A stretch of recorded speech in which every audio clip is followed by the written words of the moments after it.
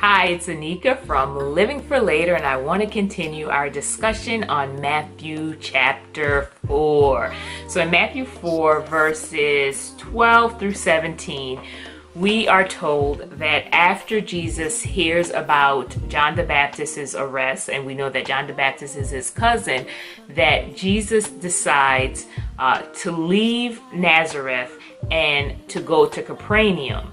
And you're reading and you're like, okay, this is just kind of giving us the progression. But you go on in those verses and it lets us know that Jesus going to Capernaum, going to Galilee, was a fulfillment of something, of a word that Isaiah had spoken in the Old Testament. And it's in Isaiah chapter 9, verses 1 and through, where Isaiah the prophet says that, hey, a light is going to shine through this darkness, in the darkness in this area. So this was prophesied before it actually took place. So I went ahead and I did a Google search just to see, get an idea of the time frame.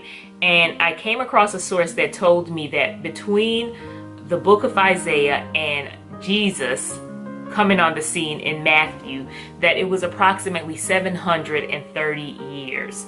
Now, this is amazing to me because I know I did a previous video saying, wait, God's word will come to pass. And I think this is yet another reminder that it doesn't matter how long it takes. Sometimes we grow weary when God has spoken a word and we're convinced that God has said something. And in the process of waiting for the word to be fulfilled, sometimes as time goes on, we can become discouraged. We can begin to doubt and question God as to whether or not it's going to come to pass. But we read throughout scriptures over and over and over and over and over again, God confirms that He is not bound by time. And just because time passes doesn't mean that His word won't come to pass. And this should serve as an encouragement to us to let us know that no matter how much time has passed, if God has spoken something and we know with certainty that He has spoken, that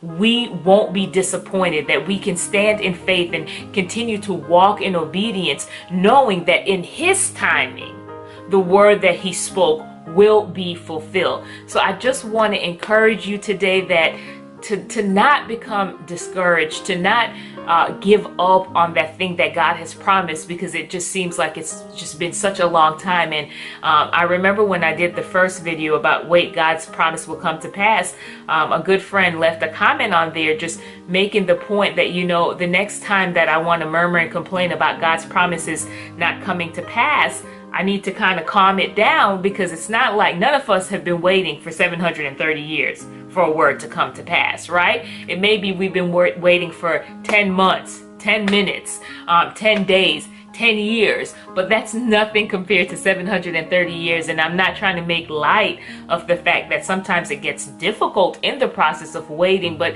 I think when I read scriptures like this, it helps me and encourages me to continue to stand and believe God that if He spoke something, that in His timing, again, it will come to pass. God is not a man that He should lie. So I am just so grateful for that. As I continue to wait for some words to be fulfilled, I want to encourage you to do so, and to do so with a faith and a confidence that God will come true on what He has promised. All right, you be blessed.